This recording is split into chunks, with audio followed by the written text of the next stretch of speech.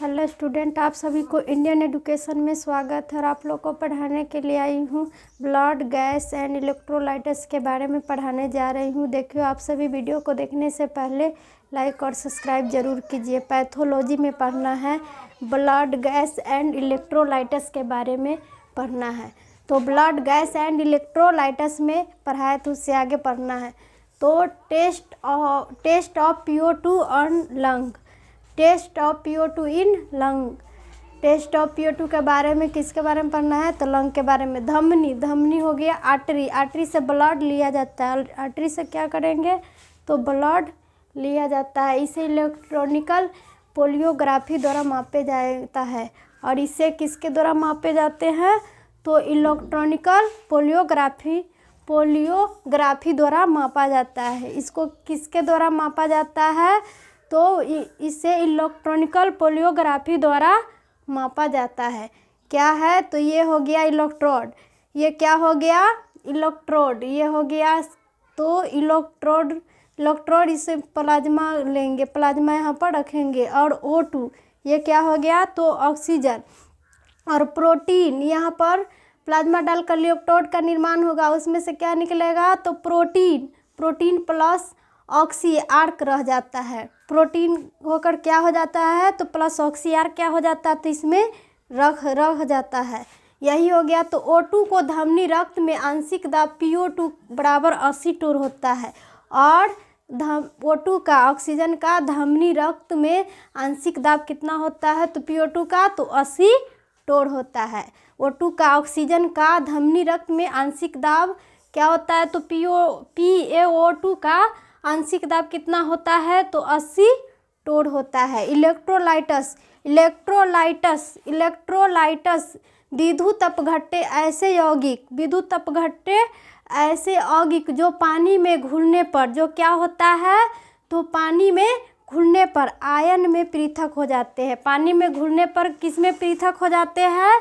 तो आयन में पृथक हो जाते हैं। विद्युत अपघट्य ऐसे यौगिक है जो पानी में घुलने पर क्या हो जाते हैं? तो आयन में पृथक हो जाते हैं। क्या हो जाते हैं? तो आयन में पृथक हो जाते हैं। और भोजन द्वारा प्रवेश तथा किडनी द्वारा निकलना, भोजन द्वारा प्रवेश तथा किडनी द्वारा निकलना इलेक्ट्रोलाइटिस का अवशोषण। और भोजन द्वारा क्या होता है? भोजन द्वारा प्रवेश तथा किडनी द्वारा निकलना, किडनी द्वारा क्या होगा?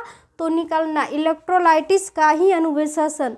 और इलेक्ट्रोलाइटिस का क्या होगा? तो अवशोषण। वृक्कीय नलिकाओं, किडनी नलिकाओं, वृक्कीय नलिकाओं द्वारा हार्मोन से होता है। किसके द्वारा होता है? वृक्कीय नलिकाओं के द्वारा।